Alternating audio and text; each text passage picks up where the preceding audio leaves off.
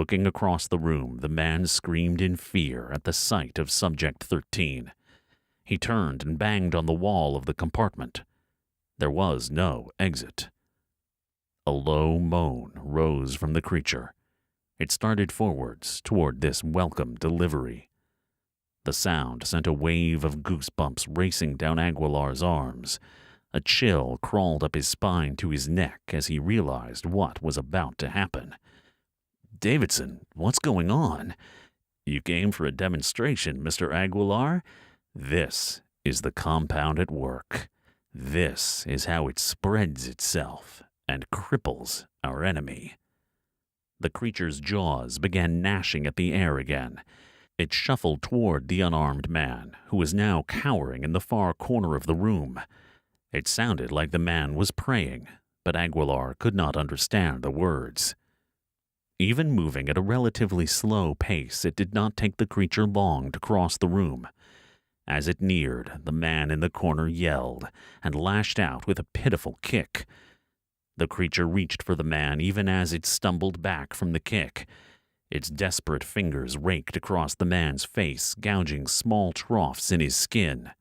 He bent over, howling in pain. "Fight, damn it," Aguilar said softly, urging the man to survive. He had seen many men die and had even helped with interrogations in Iraq. Somehow, the idea of seeing the man torn apart by this beast of science seemed so much worse. The man stood up. Blood dripped down his face, obscuring his vision. The creature was on him again, fingers outstretched eagerly, seeking its prey. Sensing his predicament, the man lunged at the creature with a fierce snarl. Swatting aside the creature's arms, the man began to pummel the creature in the chest and face.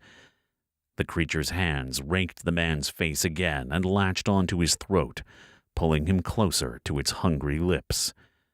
The man fought against the pull and reached up to free his neck. Craning its neck up, the creature sank its teeth into the man's forearm, hungrily removing a stringy chunk and devouring the flesh.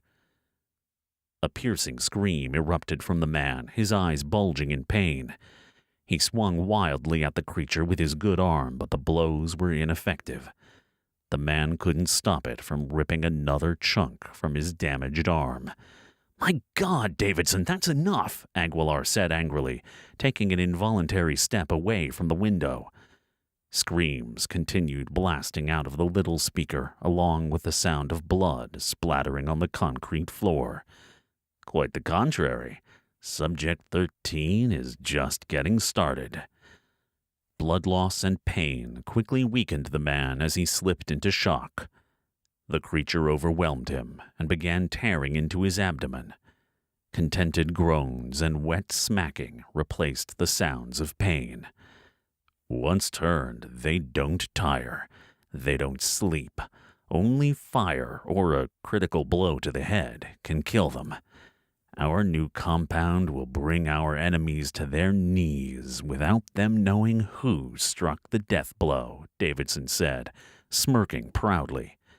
His eyes gleamed in the light. "I've seen enough," said Aguilar. He turned on his heel and left the room.